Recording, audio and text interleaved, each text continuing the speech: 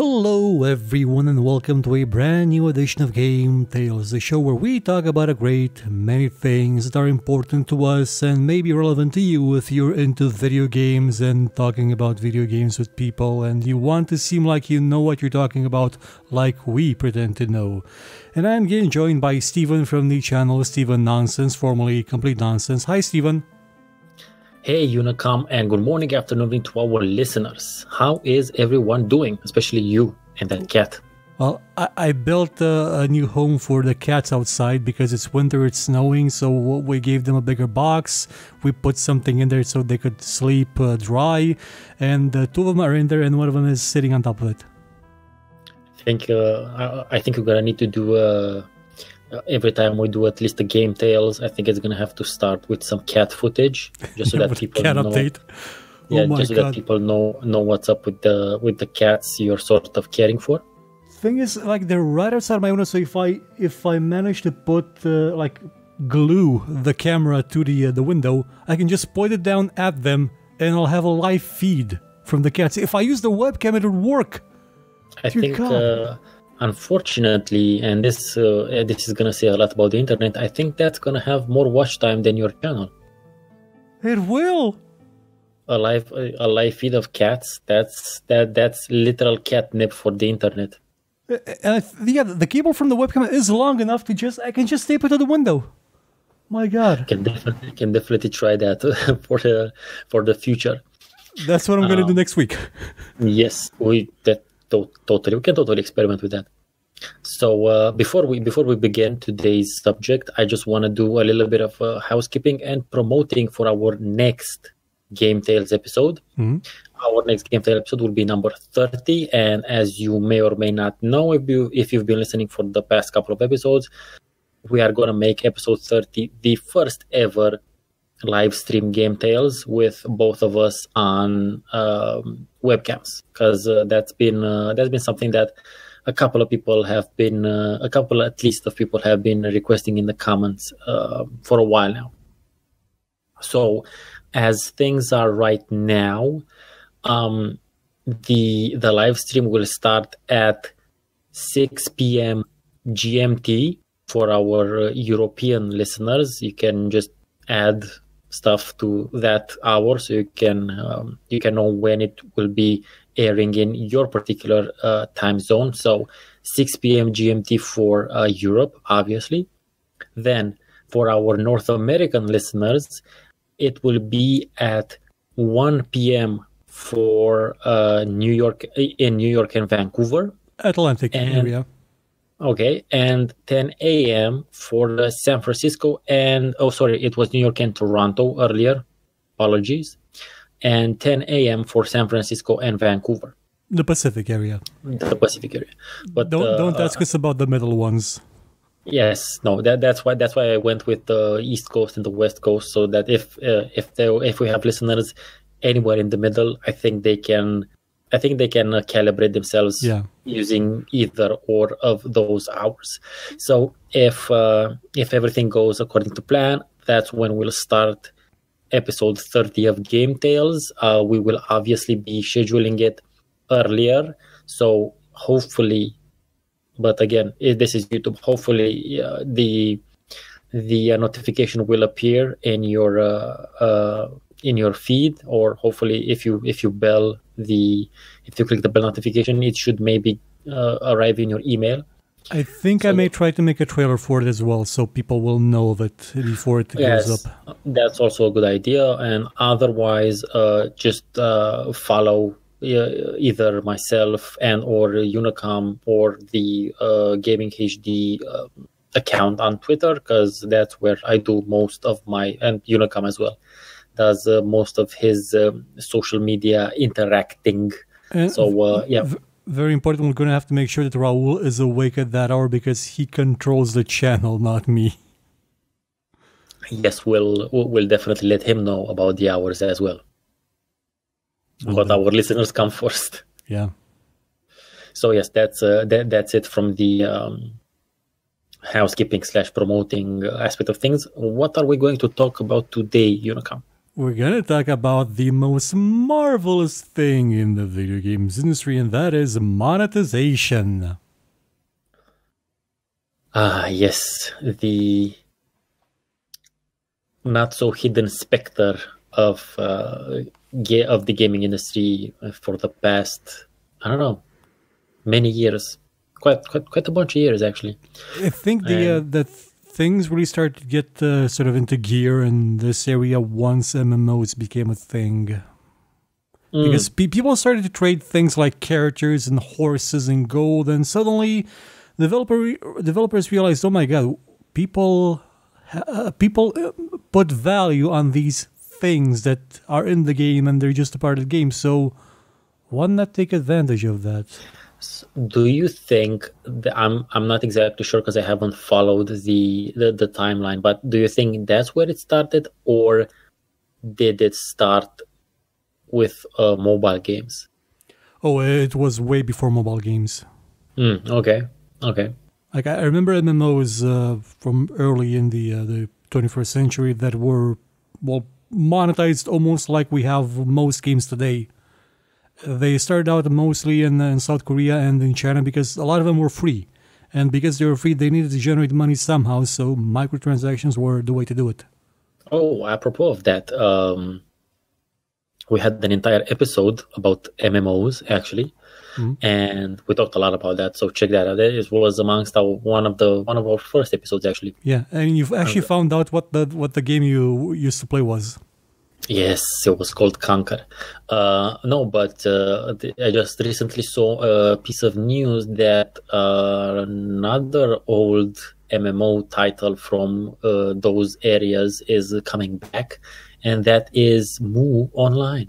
Oh, it's yeah. It's going to be Mu 2. Or MU. I don't know. I always pronounce it Mu, but... we used to have a word that we used to refer to people that played Mu. Oh, okay. I think I can... I know what you're talking about. It can be... in Romanian. Yeah, it can be perceived as a swear word in Romanian. It doesn't make any sense in other languages, though, so it's fine. No, it doesn't. So, yeah, vis-a-vis MMOs from Korea, it's coming back. Sorry, no. Okay, now that you mention it, yeah, I think you're quite on the dot with that one, and that is interesting because going forward, we saw that translation of virtual good and asset being turned into real world, let's call it.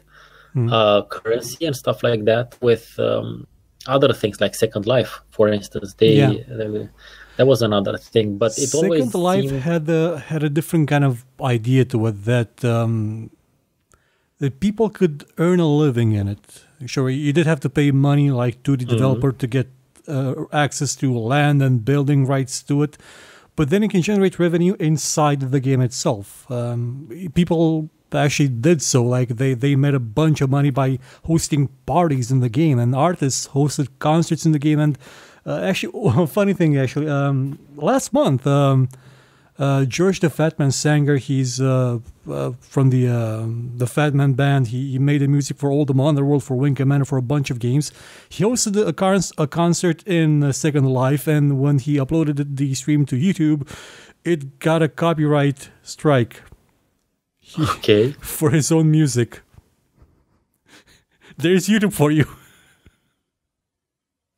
Well, and the thing is that for the largest amount of time, the largest period of time, it seemed like those practices, those monetization practices, were kind of limited to the MMOs.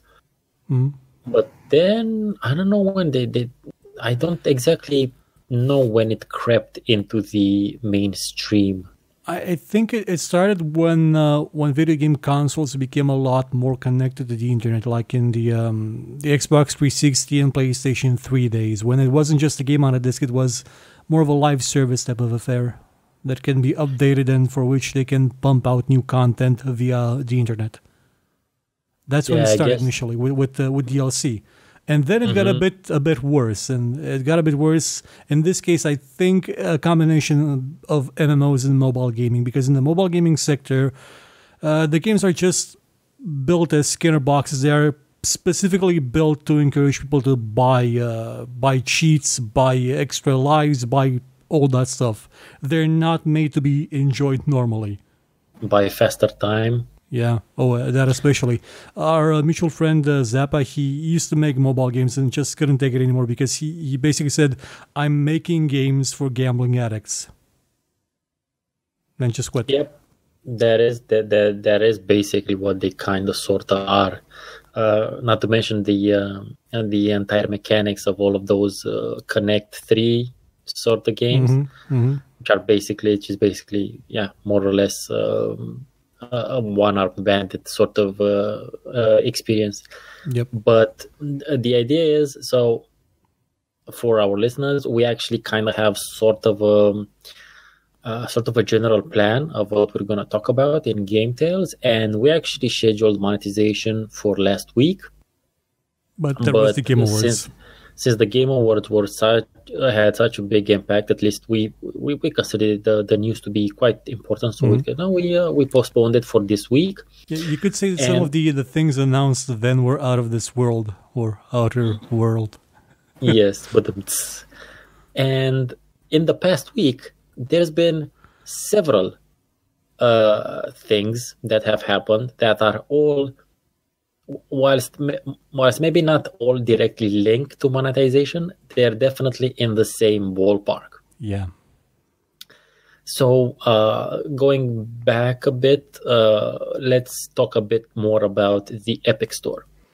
The Epic Store has been released, and actually the first free game on the Epic Store is now available, Subnautica, if you're interested. I haven't yet played it, but it's a great game from what I've been told. Me neither. I've also heard almost exclusively good things about it. Also, yes. It's a...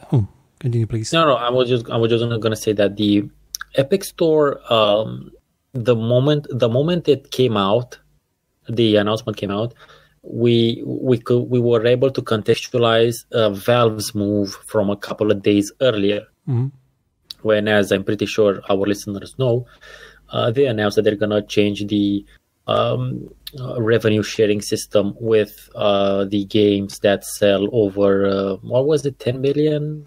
Of $10 million revenue generated with the game or DLC all clumped together. DLC and then for the titles that sell more than 50 million, they would change revenue share and whatnot. And then the Epic Store was announced that they would have a flat 88% going to the developers, regardless of how much they sell. Oh yeah, and they're totally foregoing the Unreal Engine tax if you publish the game through their service. And that's quite I mean, obviously the store is very young and has very few things on it. But as we know, at least nowadays, when it comes to AAA, even AA, let's call them, games, they tend to generally be developed in either Unreal or Unreal Engine or Unity. Yeah. So it's definitely going to attract a lot of people. It also helps that the Epic Store is not a different application than the Epic Launcher. It's the same thing. So everybody that's playing Fortnite now has access to a store with other games. Which was definitely part of the design. You can bet your ass there. So there was that announcement from Epic, and it's kind of interesting. They have a couple of Hades from Supergiant Games is going to be released there. I don't know if it's an exclusive, but I'm not sure if it's an exclusive. But some of the developers, there was one game I'm actually going to try and track it down that was supposed to be released as a timed exclusive on the Epic Store and then on Steam, has removed all reference from Steam from its website. I'm going to look it up. Oh, okay, that's cool. So that was quite interesting. And we were like, oh, okay, it's there's some new competition. Obviously, there's always been not always, but GOG is also a pretty large platform. It's one that Kami and myself definitely are big fans of. On the one hand, because of the DRM-free features, and on the other, that it has old games, and we love playing old games. And talking about them, like recently, he just talked about Fantasy General, which is, by the way, now it's if you buy anything on GOG. Anything with a value of at least 1 cent, you'll get it. It's like I predicted this. You'll buy that. I'll buy that for a cent. So there was always GOG. There is also the Origin store, I think it's called. And Uplay, did you call? But those are just, are those limited to the companies that made them, like Ubisoft and Electronic Arts and Ubisoft actually have a sort of symbiosis where they sell each other's games on each other's platforms. Okay, but do they sell other games from other publishers / devs? On Origin, yeah, there are from other devs as well. There are quite a few indie games as well there. But in terms of Uplay, it's more focused on Ubisoft's own titles because Uplay is their DRM. Oh yeah, that's right. Since we're talking about, so there have always been those alternatives. I think, correct me if I'm wrong, but GOG, I think it's the second one. As if we were to measure, I don't know, like size, and as far as users go, after Steam. Yeah, I guess so. There used to be a statistic with. This was before, I think it was before Origin was launched, with the relevance of other platforms. It was Steam at about 80% or over 80%, and then there was GOG and then Gamersgate. Gamersgate had like 3 or 4%. Okay. I think it has even less now. And the game I was thinking of that removed itself from Steam, with any reference from Steam, is Satisfactory by Coffee Stain Studios. The developers of the excellent Goat Simulator. You're a big fan of that game. Oh, yeah. And we were like, okay, stuff is heating up a bit more. It's always good to have competition in any industry. That's technically how capitalism is supposed to work, technically. But then this other piece of interesting news came up, which I think was released yesterday or maybe 2 days ago, that the Discord store will be doing a 90-10 split starting next year. Now, if you're any sort of casual plus gamer, let's say, not necessarily hardcore, you most likely either know of Discord or use Discord. Same like with Epic, there's a built-in audience already. Exactly. And do you know when Discord started their store? Yeah, actually, I think I wrote a news piece about it. It was this summer at the earliest. I'm gonna look up the exact date. Okay, so it's a relatively recent. Discord has an online store via the Discord app where you can buy games. Yeah, the beta started in August.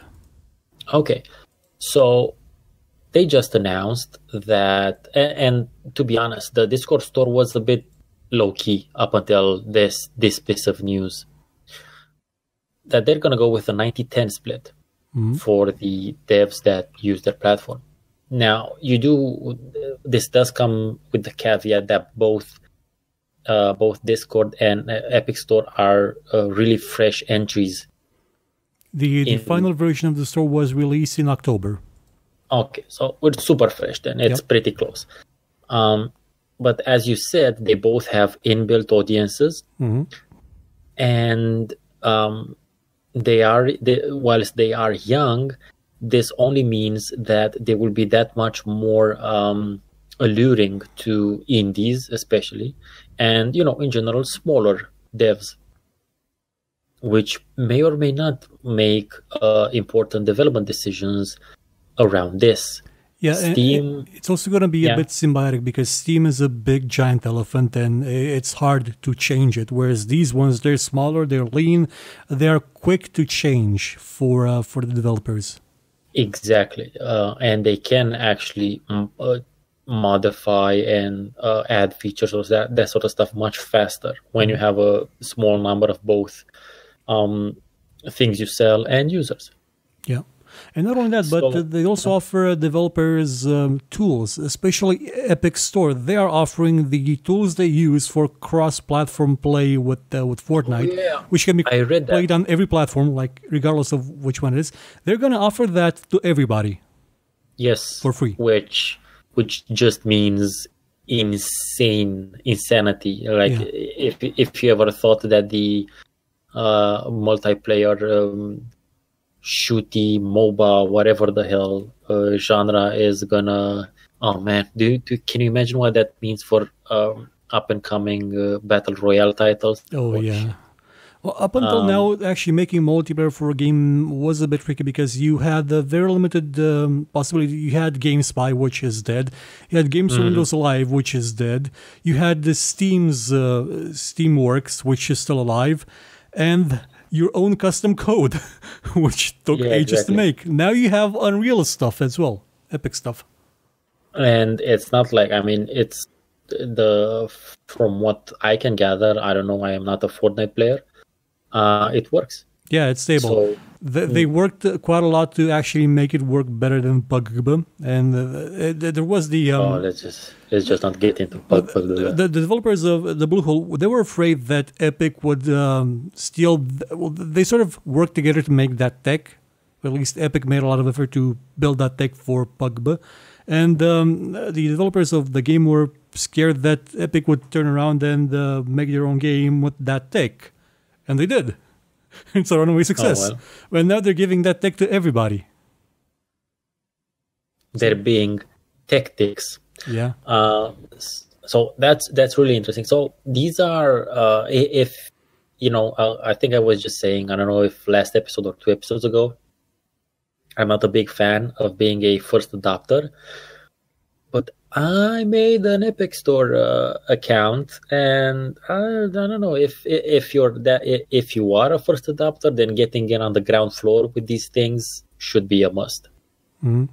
There's little to nothing that us as consumers or users or whatever the hell you want to call us can lose by getting an Epic Store account. We literally gain free games. Yeah, I think it's going to be better in this case because, well, the developers will probably not, in case something happens to the Epic Store, it shuts down because it's a failure. I think the developers may give you the ability to activate your game on something else. Whereas if you had an Impulse account, when GameStop shut that down, it's kind of gone. I didn't have a lot of games on Impulse. What are you talking about? Impulse is an older distribution system than Steam is. It started out as a Stardock's method of selling its own software and then had games added to it, and it became Impulse. And around the time when they decided, okay, we're doing too many things, we're screwing up too much, let's try and focus on just making games and software. They sold Impulse to GameStop, the big retail chain, that promised, we're going to grow it, and then they shut it down. Well, yes, because physical games aren't that big of a thing anymore.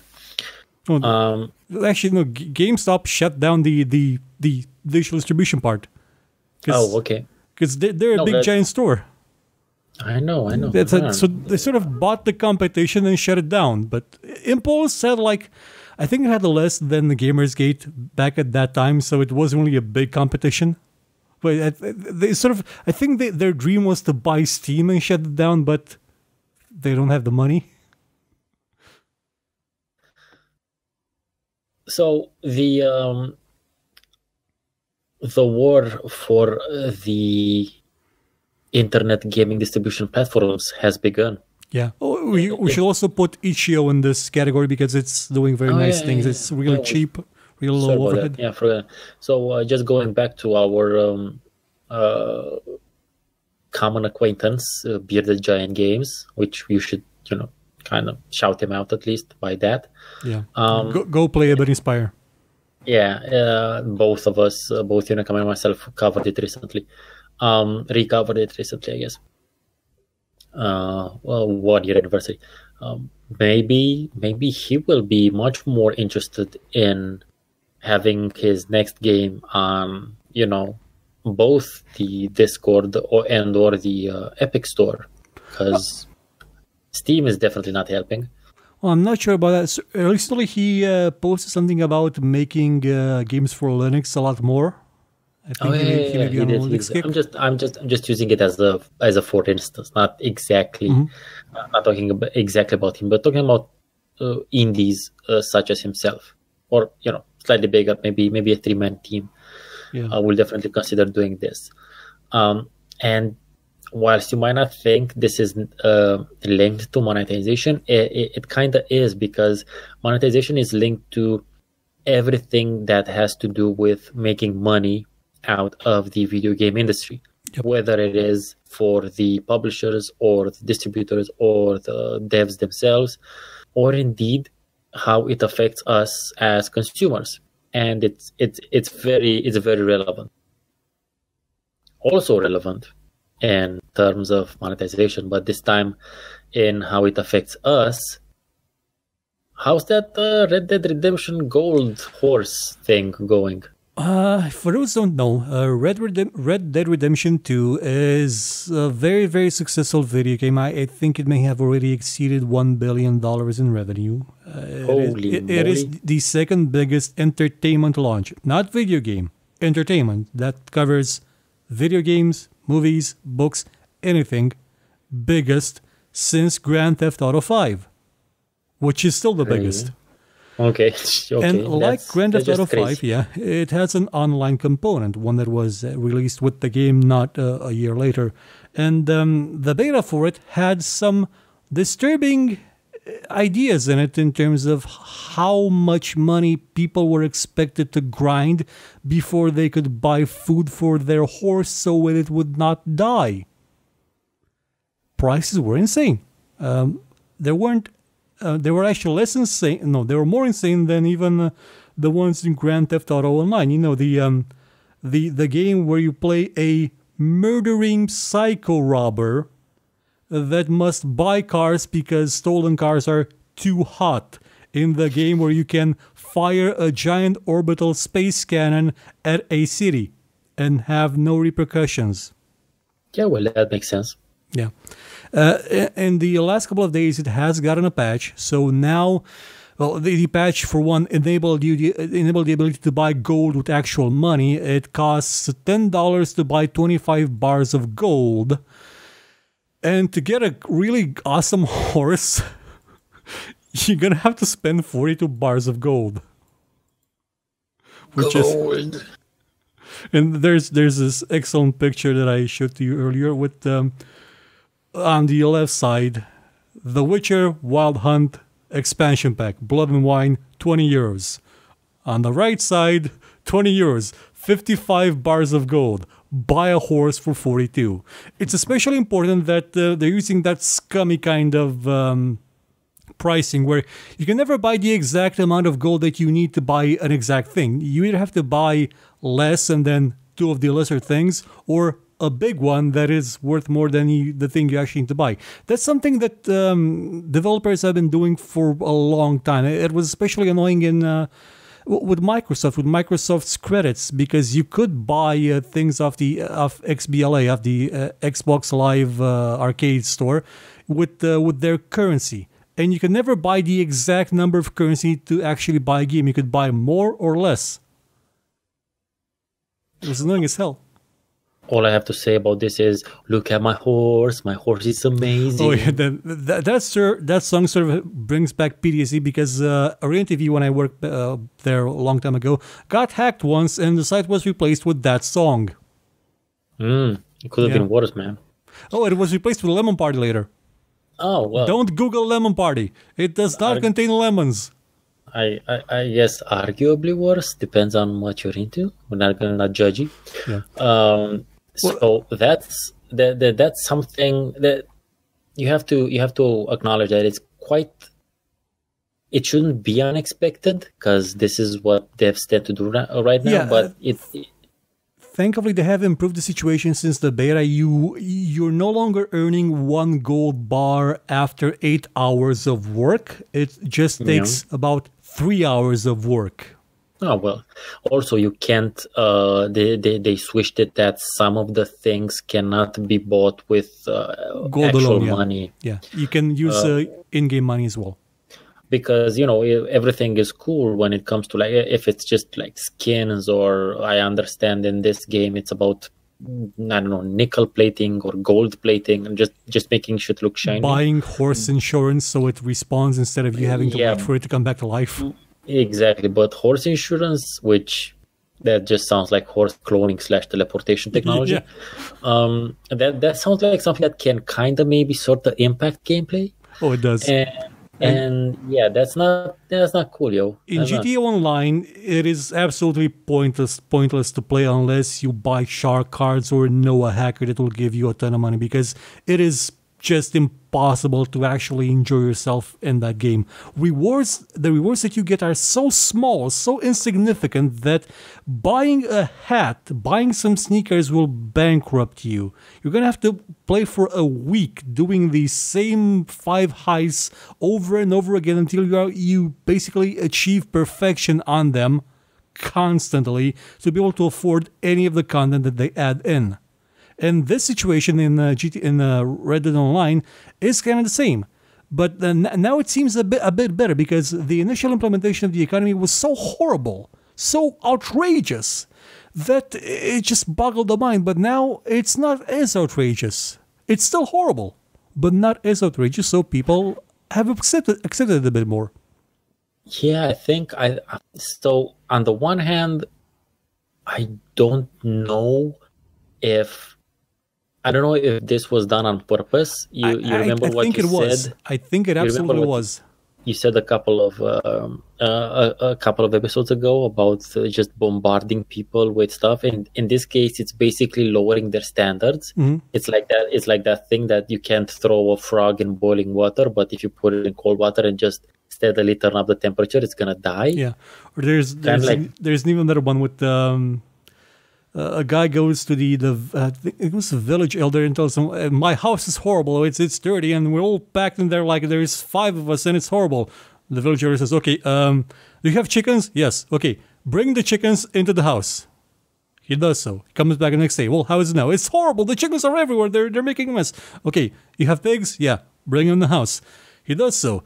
He goes back the next day. It's even worse. It's horrible. I can't take it anymore. Do you have cows? Yeah, put them in the house as well. And he does so. The next day he comes back. I can't live there anymore. It's horrible. Okay, take out the cows, the pigs, and the chickens. He comes back the next day. How is it now? It's perfect. So he went back to how he started. It's just a way of recalibrating literally lowering your standards. Yep. So I don't know if it was done on purpose. Then it's some Machiavellic level stuff, which on the one hand, shitty. On the other hand, I kind of have to respect, but only if it was made, only if it was done like a clear plan. If it was if there was like a dark eminence of like a very dark presence manipulating everything and planning this like it happened, then my imaginary hat is off. That's awesome. I think it was because it's terrible, but it's awesome. It's not the first time this has happened. Last year or the beginning of this year, there was the mod debacle where it seemed like Take-Two was against the mods. Take-Two wanted to shut down the mods, but Rockstar didn't. No, Rockstar was on your side all along. They championed you. Rockstar was against them from the get-go. They're the same company. They're run by the same people. It's not an independent unit. Well, that's an oldie. That's an old way of doing things. Like you either create like an offshoot company to take some risk, or take blame. Or you just change your name. So yeah, the gold in Red Dead Redemption multiplayer, definite example of not great. And this whole games as service thing, it's starting to take hold, and it's not good. It's not good, but it's kind of inevitable. Companies are big nowadays, especially companies like Rockstar. They have a lot of employees that work really hard to achieve the games as they are. They don't enjoy working as hard as they do. I mean, those horse balls shrinking, those were probably not somebody's idea. Let's be honest, they shouldn't be working that hard. Yeah, so it gets to the point where they have too many employees to actually finance by directly selling the game. That's why Ubisoft will sell you cheats. They intentionally cripple the progression of all their games that have progression just to sell you experience packs and resource packs. So if you're on a console especially, that can suck because you're going to have a really slow progression. On PC, you just use cheat engine like everybody does and avoid the whole thing. Unless it's an online game, in which case you can't. And it's annoying. All of them are online games, more or less nowadays. Yeah. But without that extra monetization, without selling that, they have to rely solely on the sales of the game and maybe its DLC. And when you have Ubisoft had a 1,000 strong team working on Assassin's Creed 5 years ago. I think there's more of them now. They need a constant stream of revenue to keep those people employed. Yeah, and possibly we'll have to have a solid conversation in the future about the state of and expectations relating to mainstream AAA gaming as opposed to indies and whatnot. But that's for a different episode. I want to talk a little bit about Blizzard news. Oh, Blizzard! This is becoming a bit of a motif with our episodes ever since the BlizzCon episode. I think there's been some Blizzard news in each of them, that's not because it's good news. Again, it was actually a great thing that we waited a week to do this episode because we have so much fresh stuff that we couldn't have gotten into if we recorded it last week. Yep. So, Blizzard cancels Heroes of the Storm esports and slows development on the game. They used to have like a really big esports scene for the game. They started the Heroes of the Dorm College League, which was spamming my inbox on YouTube constantly, so I unsubscribed from it. We have to give them credit. That's a great name. Yeah. But now that was good. And now it's dead. They literally just snuffed it out. Not only that, but they also said that they're going to take people from the Heroes of the Storm team and put them on other, quote-unquote, other projects. Mm-hmm. Heroes of the Storm, when it was first announced, when it was first announced, it was Dota 2. But then Valve did Dota 2, so they couldn't. It became something different. It became what seemed to be like the Smash Bros of MOBAs. You know, the fun thing you can play for a couple of minutes a day, have fun with your friends or total strangers, and not worry about things. Yeah, but then they made it an esport. Then it became the same meta game. Yeah. Bullshit. No. Oh no, can't have. I need a carry. I need someone to carry something for me. In its defense, it is still faster than any other MOBA. Sure, and the fact that you don't have items for your characters is a big plus. It streamlines the whole process. And I did play it quite a bit when it was released, actually.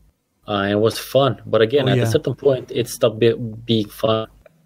For me, it stopped being fun when they started to rework the characters non-stop.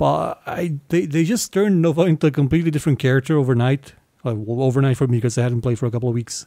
They removed the ability for her illusions to blow up. They added and removed abilities from her. The constant change sort of makes you feel unwelcome after a while. It's why I stopped playing League of Legends as well, because they completely screwed up Mordekaiser and Fiora. And when I read this news, it smelled like what we've been hearing from the rumors that we've been hearing and reading from Blizzard, Activision Blizzard, basically, that they're starting to, for the first time ever, basically tighten up on Blizzard's expenses. Yep. And this definitely smells like that. This is a waste of money, and we're not going to do it anymore. Yeah, this is coming from the financial people, not Blizzard. And this is from the Activision side, most likely. This is after Heroes of the Storm got a redesign a year or two ago, where they introduced loot crates, basically, that you could buy in the Overwatch style. And that appeared to not be able to generate enough revenue to maintain the role, if you will, like it does with Overwatch or with Hearthstone. Well, Hearthstone, different thing, because it's the cards. You can also basically recycle the cards. So I wouldn't exactly put Hearthstone functions on basically on a business model that has been proven to work in the real world via Magic the Gathering. So well, I wouldn't add that. It's actually even worse than Magic the Gathering, because in Magic the Gathering you can trade cards with other people. Here you can at best grind them. Oh yeah, no, I'm not saying it's better or exactly the same. I'm just saying it's using a similar only more insidious. Yes, in Magic the Gathering, when you buy at least whenever I play Magic, actual Magic, like with cards, I always know that I'm paying some money for the boosters, and there is inherent value in having the physical object. Even if that value is less than 1 cent, it exists because at least I have the piece of cardboard. And actually, there might be situations in your life when you will need a very thin card-sized piece of cardboard, and you never know when a Magic card can come in handy. So just from that aspect, it's definitely more valid to basically buy Magic cards. Yeah, that's a very important point, because we also have a similar example of a game like that, Artifact from Valve. Oh man, I was so disappointed that Artifact costs money to buy cards. Yeah, it is the Magic the Gathering model. You basically buy the booster pack, if you will, in additional form to get access to the game, and then you can trade cards. But you also have to pay for the game. Yeah, but the booster is the game is the booster. Not the booster, the initial starting deck, if you will. That's the reason behind it. That's the rationale, if you will. Only I don't know, man. It doesn't seem to have really taken off, because the numbers are dropping. Because it's not free to play. Hearthstone is free to play. Yeah, it dropped from like 44,000 at its peak a couple of weeks ago to around 10,000 yesterday. And the price of the cards, which was supposed to be the big selling point, that you can find a card that somebody else will want to buy and you can sell the card and recoup pretty much any cost you would have with the game in the long run. The cost of those cards has started to drop as interest in the game has waned. It's waned really fast. Of course. Obviously. No, I was really looking forward to it because on the one hand, Richard Garfield helped design it. On the other hand, I saw some gameplay footage of it and it looked cool. I was like, I would be down to play this. But then when it's like, it's all this money up front, and I'm not even getting the feel of the cards in my hand. And that's a big downside. I know that's not. I know that's maybe not the same for everyone, but we are old school. I am old school, and I started and I returned to playing Magic the Gathering earlier this year. And it's so nice to have cards, to shuffle them, to smell them. You can sleep with them under your pillow. You can hug them. That's arguable. I don't know. Again, no judgy. I mean, everybody sleeps the Sarah Angel under the pillow, right? I don't know if that's everybody, man. I think that's just you, buddy. But again, no judging.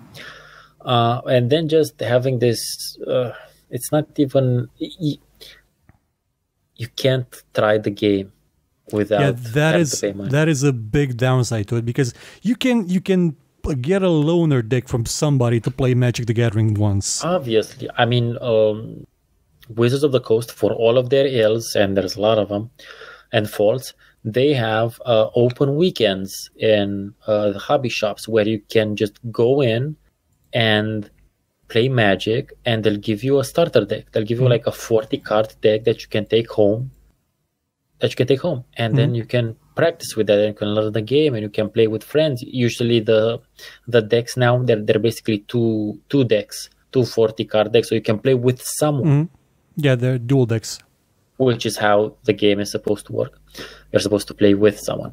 I only have one deck when I play with my nephew. You don't have. I only got one deck for me, and I sort of try to teach him the game. So I might have to send you some because I have a bunch. So even in that circumstance, there's the equivalent of a free weekend play. They'll probably do it for Artifact at a certain point as well. They should probably have done it since I think release. I think you're right, but having a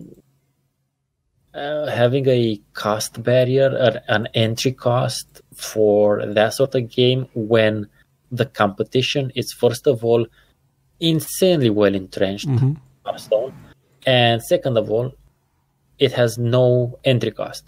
Yeah, especially Magic the Gathering Arena seems to be picking up steam as well. I don't know about that. I mean, I keep an eye out a year to the Magic community in general, and the general opinion isn't that much very positive about it. But it is what they're saying in general is that the implementation of some of the features are better than Magic Online, which isn't saying much because Magic Online is. I know. I own Magic Online. It's just a no, and I love the fucking game. The thing that bothers me about Magic Online and the way it works is that Magic the Gathering Chandelier still works better, and it's 20 years old. It's over 20 years old. Magic the Gathering Chandelier, such an awesome game. Yeah. And by the way, that you can, let's say, get for free, and it does have updates made by the community with the online multiplayer support. Gotta love the modders, man. Gotta love them. So yeah, that's just that's horrible. Maybe at a certain point, someone will hit them over the back of the head and tell them, no, this has to be. You need to be able to start playing the game for nothing, because that's how you hook people in, you dumb motherfuckers. But I don't know if anyone's there to actually talk truth to power, as it were, within Valve. Well, it's Artifact was the basis of its own Diablo Immortal style moment at when it was presented at the International. The big because everyone thought it was Half-Life Episode 3. Everybody thought it was going to be something great, and it's a card game. You announced a card game at a MOBA event hosted by Valve. Still not as bad as Diablo Immortal. Yeah, it really was. It's not even in the same galaxy. Yeah, it was just an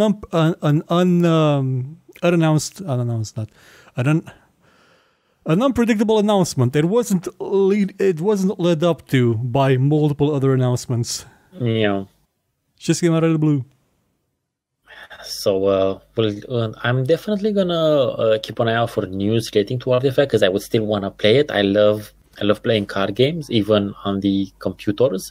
There is this title that I've been following for, I think it's 2 or 3 years by now. It's called Phageborn. Phageborn.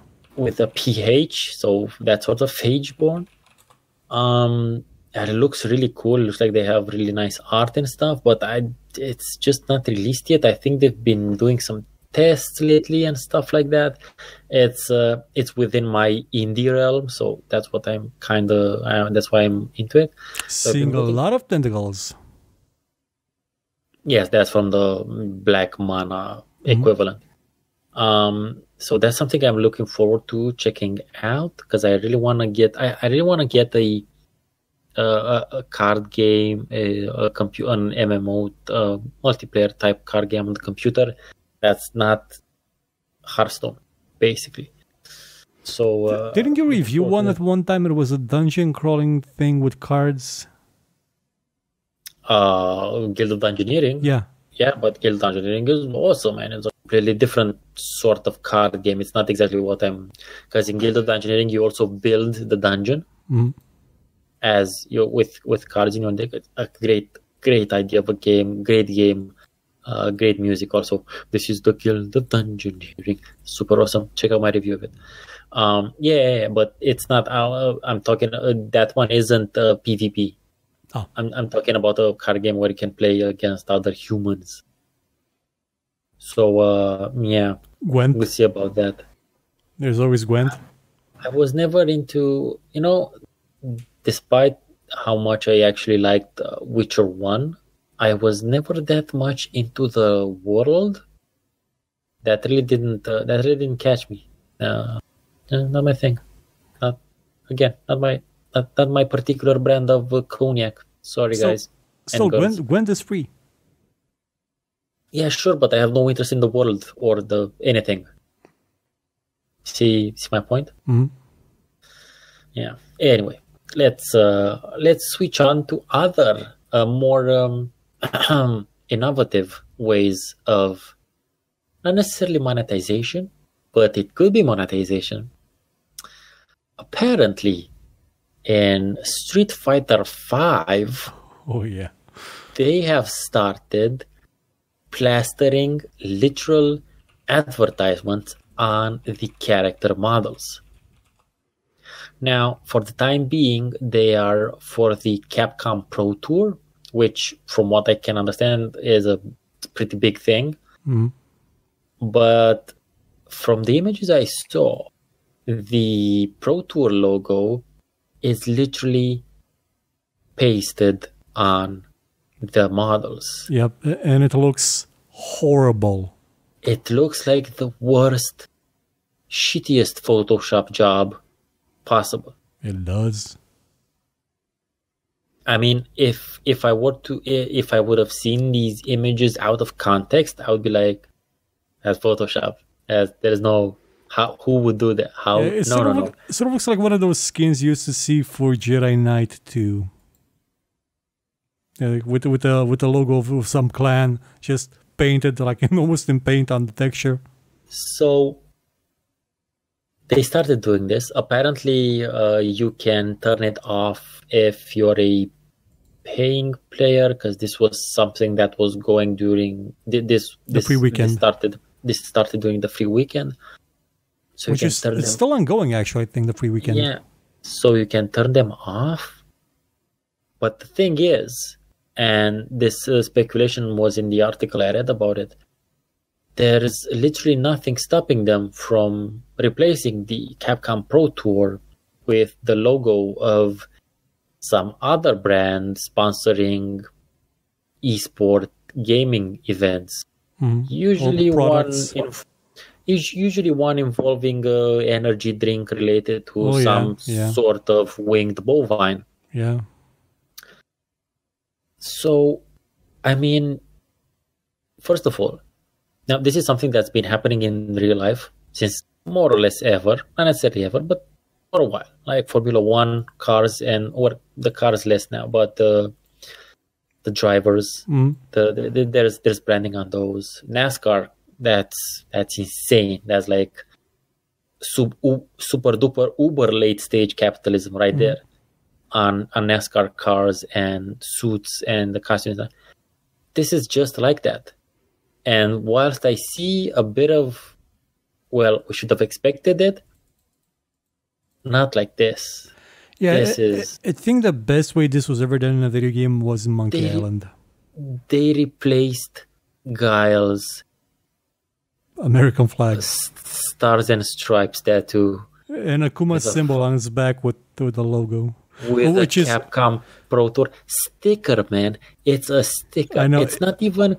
If they would have at least made the effort to make it like Guile's tattoo, I'm like, it's still fucking horrible. Yeah. But at least you gave it You gave it some effort, that would but have no. required a customized logo for that character, whereas this can be just plumped in there and can be anything. There was a great example of a parody of this on the Nerf Now, which is a great comic series that started out as a Team Fortress 2 comic, where Akuma is fighting Chun-Li. He uses his ultimate attack on her and just, light goes black and punches in here. Yeah, and then on the back, it's not his logo on fire, it's the McDonald's logo. And lo and behold, it's like art, life imitating art. You're probably gonna see it right now. Well, after you're gonna come edit this in. Yep. Wow, and I'm not even that big of a Street Fighter player. As I said last time, Samurai Shodown is my jam. But I did play some Street Fighter.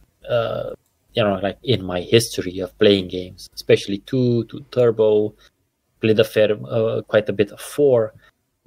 I mean, there's a couple of titles of games out there that are like true classics, the things that are highlights or things that started genres. And Street Fighter in general, the franchise is generally is one of those titles. It is big and very important. So just wow. I think they may be testing out this idea as well, because they did something with Street Fighter 5 that they haven't done ever, and that is not make 50 versions of it with each new character they add. There's only one Street Fighter. There's no Street Fighter 5 Turbo, no Street Fighter 5 Ultra, no Street Fighter 5 Tournament Edition. There's just one game to which they add new characters. And that they've never done before. And it may not be going well, mostly because the game was released in an unfinished version. Well, oh no. I think that the only game to do this kind of branding right, this kind of advertisement right, was Monkey Island 1. The Secret of Monkey Island. Where you literally run into a guy with a tag on it. To you about Loom? No, with a tag on it and has just asked me about Loom. That was great. That is actually really great. But you're right, that was super funny, but I think the only other game where this sort of stuff would make sense would be a racing game or a FIFA game. Mm-hmm. Like a sports game. Yeah, those have actual branding that is accurate. They have liveries, as they're called. They're accurate to the sport and that. And speaking of FIFA, do you know the FIFA Ultimate Team game mode that's been in FIFA for the last 3 or 4 years? No, not necessarily, but I think it's I think it's something that you do with money. Yeah, it's essentially Magic the Gathering, but with football players. Oh yeah, it's the cards, but we used to buy those when we were young. Yeah, like football player cards. And you have to buy them in game, and they cost a lot, and there are very low odds of you getting Ronaldo or somebody that's actually good. And it is a gigantic moneymaker. It is gambling personified almost. Yeah, I read about that now that you mentioned. Yeah, I read about it. It's like one of the largest revenue producers. That card-based blah. And it's not into an actual game, an actual multiplayer game, where the better your characters that you find in the packs are, the better your chances of winning are. It's not a thing where, like in Magic the Gathering, you can, lightning bolt some card and still kill it, even though that card costs like $5,000 or something. It's statistically proven that better cards in FIFA Ultimate Team will lead to a victory. Generally, more money will lead to a victory. Finally, a game where more money ensures your victory. Yeah, it's being. This has been a theory proven and tested by the American political system for a while now. But don't go down into that good night like this, Street Fighter. That's just horrible. Like the next step is like literally have the brand logos fight themselves. You know that this is where this is going, right? There was actually. Are you familiar with the initial idea of the food fight movie? I am not. It was the idea that they were going to take mascots from several food brands and have them be in their own movie. And Oh, that didn't work out so well. It kept getting delayed and pushed back, and that's never gonna work. No, no, no. I can't eventually do that. it became something about a detective dog voiced by Charlie Sheen, and Christopher Lloyd is in there for some reason, and I don't think anybody knew what they were signing up for. It looks like it was made in it looks like one of those South American knockoff CGI movies like they do for Cars, but it's made by Hollywood. Yeah, that was never gonna happen. So, in case you, No, the thing is, those mascots are in the movie. They're there, but they're really? just not the focus anymore. I don't know what see. happened to that thing. I see. Well, the thing is that whenever it comes to super brand aware titles, for instance, there's this movie called Who Framed Roger Rabbit. Oh yeah. Which is a great movie. It's a wonder, or it's almost a wonder of technology. How cool and how seamless a live action is spliced into cartoon animation in that movie. But there's a couple of scenes where Mickey Mouse shows up, and a couple of scenes where a bunch of fictional characters show up, and whilst they were negotiating for those characters to show up, each fictional character had their own lawyer or lawyers, which were negotiating what they can do, how long they can appear, or who or what they can interact with. And I think one of the things they came up with was that if one character from Warner was on screen, one from Disney had to be on screen as well. I don't know. I'm not aware of all of the details, but I know this. So yeah, and this was in, I'm gonna say 89. I'm not exactly sure the year. It was at the beginning of the 90s, to be sure, when it was released. So if this happened then, when we weren't really talking with this level of globalized brand awareness, there was no way in hell they were going to be able to do that. I was obviously exaggerating earlier, but I don't know. Sometimes we exaggerate. Sometimes you talk about movies, talk about games that get news a month later about remasters and relaunches. So we never know, man. We will never know. Something similar to Who Framed Roger Rabbit happened with what's his name, with Wreck-It Ralph, where they had the scene of the villains, and they had Bowser and Zangief, and there were constant discussions from the lawyers saying, "Oh yeah, make Bowser taller than everybody else." Okay, then Capcom would come, make Zangief taller. And then Sega would come, make Robotnik taller than everybody else.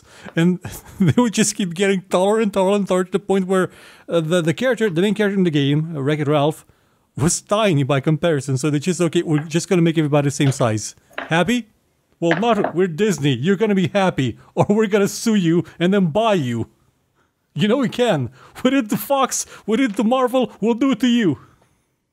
And so everybody was the same size. Yeah, there was a recent thing about the second Wreck-It Ralph and how they were going to portray Kylo Ren, but that's more of an in company sort of thing, because Pixar is Disney owned. So yeah. Anyway, that's nice tangent into a movie world, which is more akin to what I tend to do, but we still have monetization sort of news to talk about.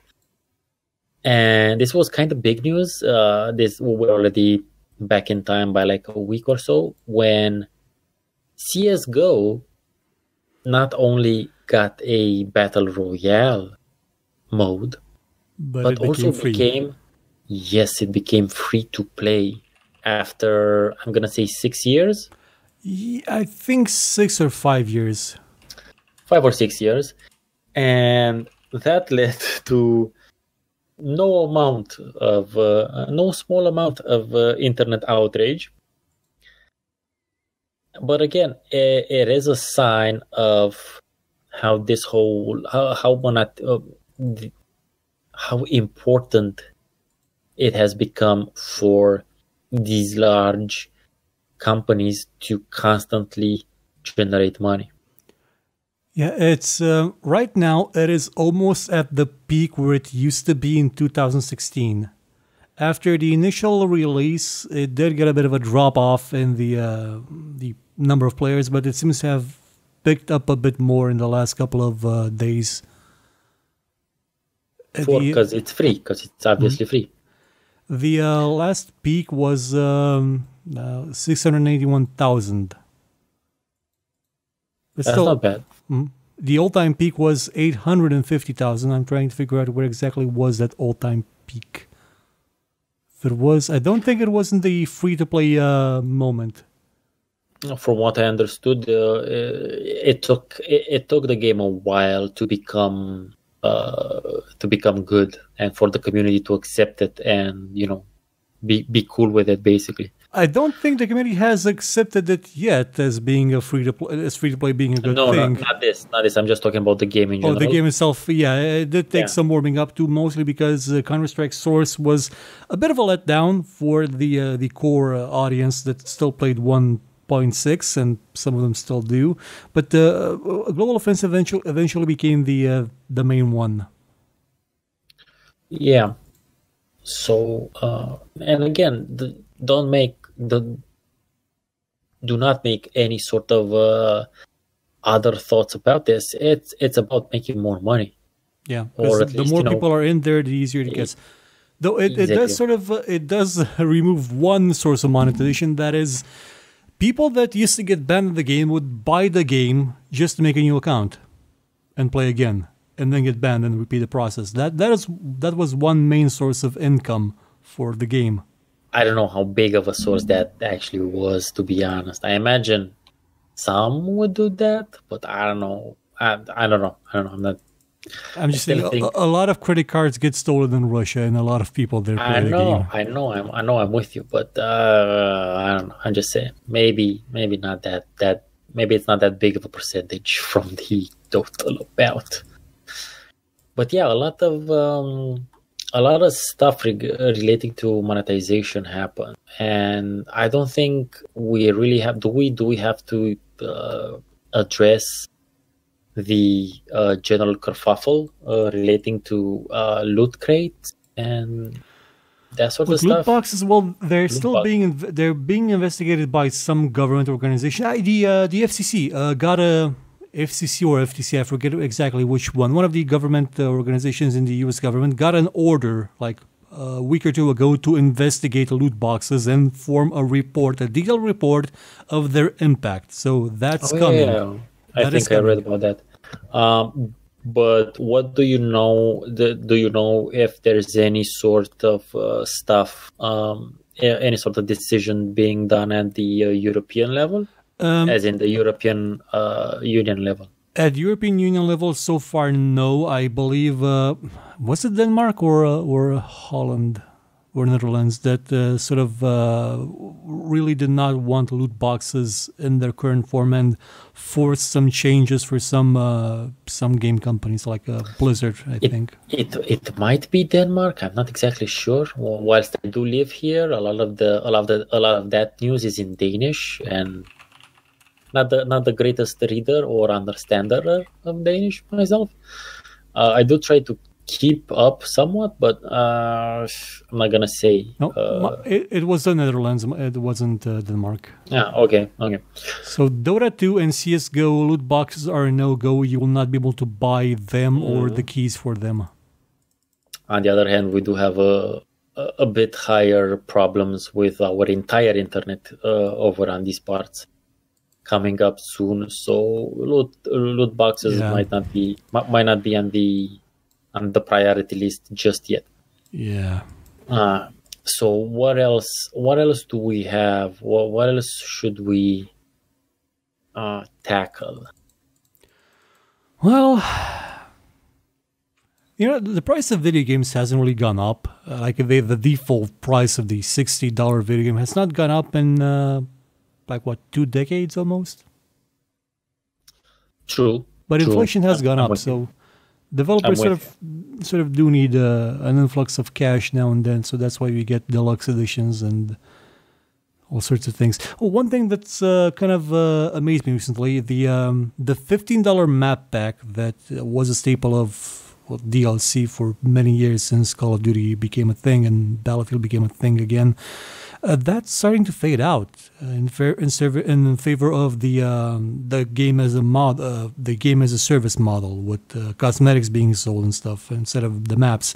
Because selling the maps means you're fragmenting the player base, which is something that everybody was okay with. The publishers, I mean, they were okay with it for many years, for decades. But now that everybody has to play in the same place to have a large number of players, they suddenly decided, oh, okay, maybe it's okay to give them the maps for free as long as we're gouging them for everything else. Yeah, that's interesting. Could also be linked to the fact that there's more variety, there's more choices nowadays than there were, let's say, 10 or 15 years ago.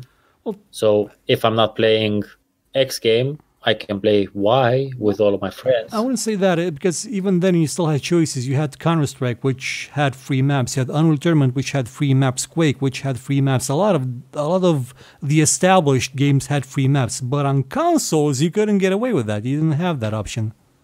So that's migrated to PC as well. Yeah, there is a different enchilada, as it were. Yeah, you have a point. Actually, you may have a point as well, because now we have Fortnite. And that is killing everything right now. And kinda it is, but you know what? And it's generating profit. Sorry, continue. No, you can say. I was gonna say, so at a certain point we're gonna have to. We have it on the list. We have an idea for an episode of GameTales called, or the general gist of it will be gaming trends, or just general gaming titles that we just didn't get into, and Thor knows there's a crap ton that I didn't get into. But when it comes to Fortnite, first of all, I'm not playing, so obviously I didn't get into it. But more importantly, I have no regrets about not playing it. Even if it would have meant you becoming a famous streamer with Fortnite? Yeah, because I don't stream, first of all. That's separate. But no, I just and I don't know if that's just a me thing or a me getting older thing. That I am very whenever I make these sorts of decisions, I am very certain of myself. So I don't regret the path not taken, as it were. Well, it may be an age thing as well, because it's a young man's game. You need StarCraft level reflexes to be able to actually succeed in the game, because it's not just about shooting, it's about building and shooting and maneuvering on buildings that are coming in and out of existence at the same time. It's not something us old farts are well adapted to. Yeah, man, that's one of the reasons why I prefer the nice relaxing approach of turn-based games. Mm-hmm. Oh, and coming back. Although I do like me some PUBG. Although I do like me some PUBG now and again. Coming back to Fortnite and its monetization, one of the main things it sells is dance animations. You have like a short 2-3 second dance move that you can do as a taunt or as anything you want it to be used as in game. Yeah, that's totally fine. It does nothing. Yeah, they sell those things for sometimes even $5. And the thing is, that's crazy. Yeah, that's I know. Crazy. But people buy them. People enjoy them. The thing is that some of the artists that made up those dance moves as part of larger dance routines, they're upset about it because they get none of that money. And they're one of them actually sued the Epic Games, and that's going to go to trial soon. It's going to be interesting because unless it's, I mean, I don't know, it depends on where they sue and whatnot. But as far as I know, unless it's a patented thing, you know, like a trademark or some sort of a copyright thing.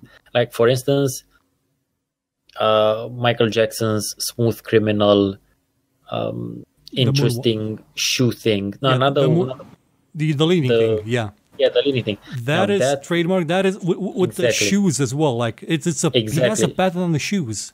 It's a physical patent. It's a thing. So for that thing, if someone would do that, then I could definitely see his what do you call it, estate? Yeah, his estate suing for that. Yeah, because there's a patent, there's a physical that it's a patented thing. yeah. But other dances, I don't know. As long as you don't, It's not actually dances; it's dance moves. And according to Yes. some lawyers that have chimed in on this, you cannot actually copyright individual dance moves because then comes the question: well, how do you define an individual dance move? Is moving your leg to the side a dance move? Is shaking your ass a dance move? Like, there's a small there's a subsidy below which you cannot go. Now, if it's a succession of dance moves, a choreographed succession of dance moves, and that is taken in its entirety, then yes, that is grounds for suing somebody. But if it's just like a short portion of it, probably not. okay, yeah, I guess I can kind of maybe see that happening. But still, the law can be Yeah, but that interpreted in certain ways, and this trial, this will be very important because this Yeah, if will it's set a in- precedent. Yeah, if it's in the U.S. especially, because Yeah. they have precedent. Their judicial system Yep. functions on the base of precedents. Yeah, I don't know. We'll have to follow that up and check that out because that's going to be interesting. It depends on the type of arguments that are being made of how that exactly would work. One of the arguments that the artist brought was that he made the dance, like it's proven that it belongs to him. He made that dance move popular in his videos, but nobody knows it as being his anymore because of Fortnite. He also has that sort of like the game is stealing his right to it, his creative credit to it. At a certain level, I can kind of see it. I can kind of understand because it is assuming it is a unique creation. It is, you could call it an invention. You could call it like someone's unique creation, someone's intellectual property, someone's IP, basically. Doesn't matter if it's a song or a dance or something written down. But as long as that thing isn't, legally bound to that person, it's gonna be a tough. It's gonna be a tough thing to prove. I don't know. It's going to be a difficult trial. And have you seen? Do you know the TV show Scrubs? Yeah. I only know of it. I've never watched it. Okay, there was an episode where one of the characters, the doctor named Turk, the actor just improvised a dance move like on the set for a scene. And a part of that dance move was the first dance available like as the default one. It's still the default one in Fortnite. And for the life of me, I could not tell you that that was from Scrubs because I just didn't remember it. But it's from Scrubs. And now nobody knows that it's from Scrubs. And the actor that made it up is kind of upset about it because he didn't get paid at all for it. Sometimes, yeah, there is always these sort of like middle ground sort of stuff. But usually, even when you're an actor and when you improvise something, even if you improvise a piece of the script, and it's great and it makes it to the film, you don't necessarily get a writing credit. You see what I mean? Yep. Sometimes there's stuff that happens during the creative process that, in general, that sort of a creative process is a group thing. It's not just the work of the writer, of the director, or the actor, or the people holding the lights and the boom mic and the everything else. It's the work of all of them together. Yeah, I think this was on a panel at some event, and I think the showrunner said that he got contacted by Epic Games and he said it was okay, but I'm not sure if he was joking or not, because they were sort of teasing that there may be a reunion in a 10th season of Scrubs, and we're not sure if that's serious or not. Okay. Yeah, so I don't know about that, but I do know that they are making money on that, and I do know that the dance creators are kind of annoyed. It kind of depends on the clout of those who actually are suing. Because if it were someone like Beyonce, but Unreal Epic Games would be dead in like 5 seconds. Yes. So so it obviously depends on the financial availability of those suing to maintain legal pressure on. Yeah, especially Most if they're backed by a record label. If they're backed by a record label, then Epic has some problems. Yeah, but most likely, if it's less, if it's less backed artists, they're most likely just looking for a settlement. Well, the artist in question is the rapper 2 Million. I gotta be honest, I haven't heard of him before the Fortnite incident, but I don't really follow rap music all that much. I tend to follow to a certain degree, and I haven't heard of it, so I don't know. Granted, I'm not saying I am super quote unquote down with everything that's new. Still listen to old 90s stuff mostly.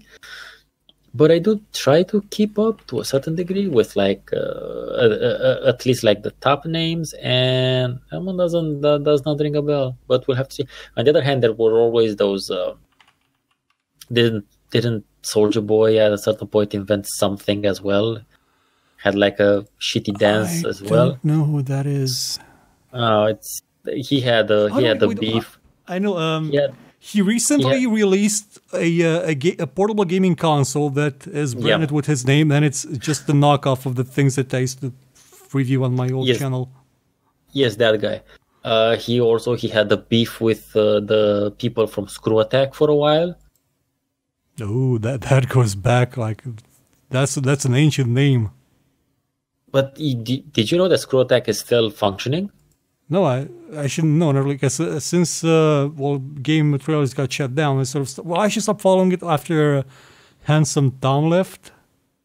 Because there was a bit of it was a long time ago. Yeah, it was a long time ago. No, it's still going. Because I just remembered it like randomly a couple of months ago, and I was like, do these guys still exist? Because you know what? I was thinking about.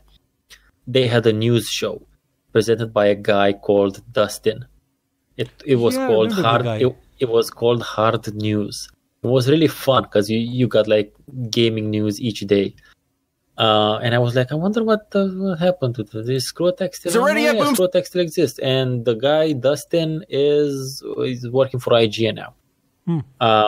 So not bad. I mean, they're still doing their stuff, not the ancient stuff that we used to watch, but they're still on for whatever reason. I don't know. On the other hand, it's good news because they've been going for a long time, and it's good news for people like you and me. And as in there is longevity in this, but we need to start making money. We should do a Superman versus Goku video as well. But we need to. Goku would have won. But we need to. World Crusher Hulk would have won. Yeah, so we do need to start generating more money though. So there's that. Well, I'm gonna have a new job next year, so I'm gonna be okay with money. Bad with time, really bad. Yeah, we'll see about that. But that just means hopefully content will be. Streamlined. Maybe not necessarily. Maybe that, sure. But when you do release something more meaty, it's gonna be real meaty. So sort of like I probably won't go into Noah Caldwell Gervais territory, but maybe into Ahoy territory, retro Ahoy. We'll see about that. Yeah, we have some plans. We have some general concept ideas. We don't know. We don't know what's going to happen to them, but we would give you some hints, but I don't think you could make the connection. No, not really. It's so old, old. But we're considering that even listeners around our age might find it difficult to connect the dots, as it were. But we'll see. We'll see what happens. It's things are brewing. Yeah. We're not promising anything, but we might be collaborating on some higher level stuff. Anyway, I think we're kind of done with this episode. We're almost at an hour and 20 minutes. So we're fine. We've been talking about completely other stuff for the past 15 minutes, I think. So we're cool. Yeah, let's wrap it up.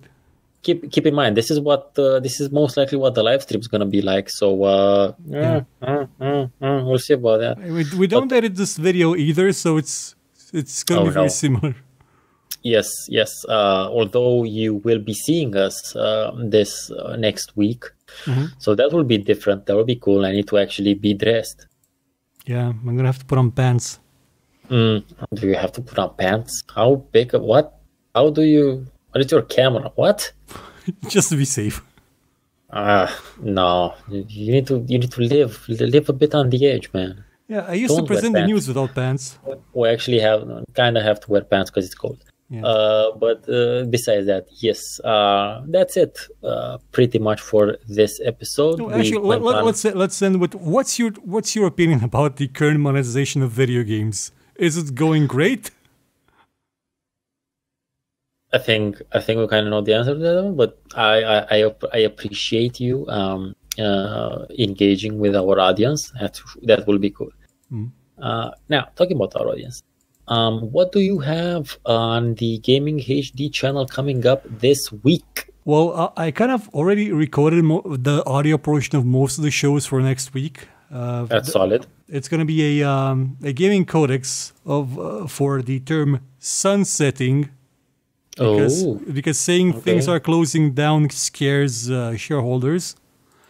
Then there's going to be a single show with best of 2018 and biggest blunders of 2018. That's just one show? Yeah. I didn't pre-play enough games that were made this year to have two of them, so I just made one. Okay. Then there's going to be the Christmas game show. The Christmas super special, not really Christmas game, Die Hard, maybe Batman Returns, something happens, Home Alone show. I think I actually mentioned what it was in the Fantasy General. I'm going to say it again, so if anybody missed it. It's Parasite Eve. You didn't mention. What the fuck is that? I thought I didn't mention it.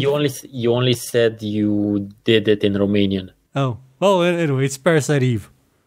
The hell is that? It's an old PlayStation game, never released for the PC. I think this is the first game that was never released for the PC or anything with a keyboard that I make a show about. I really enjoyed it. It's a square game, like the Final Fantasy type, but the combat system is actually good. You can move when it's not your turn, so you can dodge enemy attacks. It's great. Then there's going to be a play now of Forager. Yes. And then I think maybe something special, like either EDF 4.1, because Ezreal has been very insistent that I play it, or maybe a throwback, maybe a Settlers 2 play now, just for the kicks of it. Yes, that is good. By the way, I think I'm gonna have my Forager video out next week as well. Oh, good. We can compare notes.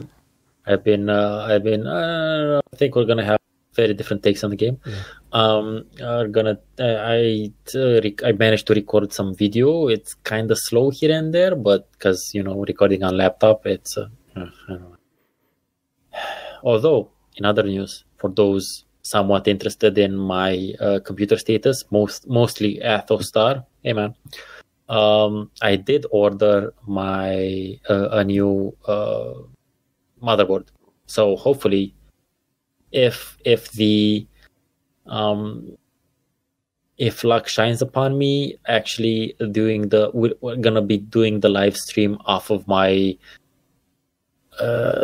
somewhat new computer. Can I call it a new computer if I replace the motherboard? Well, Windows will think it's a new computer and require a new license. If it's one of those integrated OEM ones. No, that's not. I have an academic thing. That's fine. Okay. I'm cool. One of the perks of being a student. So we'll see about that. Although right now I'm afraid of reinstalling Windows 10, but I can't go back to 8.1 because it doesn't have DirectX. I don't know, 34. Yeah. 34 coverage. I would go back to 8.1 because it's so stable, so stable, so wonderfully stable. I've been 7 just because it works. I've been using my 8.1 laptop ever since my desktop died. So it's been a bunch of months, and I did get some BSODs, but just random. It is a laptop after all, and it gets carried, and It used to get carried. I wish I would get blue screens of that, because at least then I would sort of like try and figure out what's wrong with it. But the errors I'm getting, it's contextual shortcuts not working, and I don't know why. Some of them work, some of them don't. It's the menus just don't appear. They're not there. As opposed to when I used to get blue screens of death, which were each time was a different error. No. Yes, most likely because the motherboard is shut. Anyway. Hopefully. Anyway, there's knock on wood. Yeah, well, knock on all the wood. So yeah, that's about maybe I'll have a nonsense cast up next week as well. I don't know. Maybe I'll talk a bit about Sabrina like this time. Actually, we'll see about it. I don't know. She has there's a Christmas special, so I don't know. I'm gonna have to check that out as well. But yeah, that's about it for us this week. Please, do your best if you can to join our live stream next week. Mm-hmm. And a small correction: I mentioned the last video that on the 14th the contest would start. It is actually the 17th, so it's the day probably this podcast is posted, not when it's being recorded. Yes, most likely. So probably if it's the 17th, it's definitely a Monday. Yeah. Because it's not here. So keep an eye out for that as well. And yeah, just leave comments relating to the monetization thing. What do you think but where do you also think it's going? Because we sure as hell do not know. I have some ideas, but they're not good ideas. But neither are mine either. I'm just thinking like neural implants. Anyway, I just go cyberpunk with everything. Yeah. Just go. It's the episode of Black Mirror where everything is an ad. If you want toothpaste, you have to see an ad. It's kind of like, isn't that an episode of Futurama also? Yeah, and it's from Black Mirror as well. They have ads in their dreams. Yeah. Which is arguably worse. Which is arguably worse, yeah.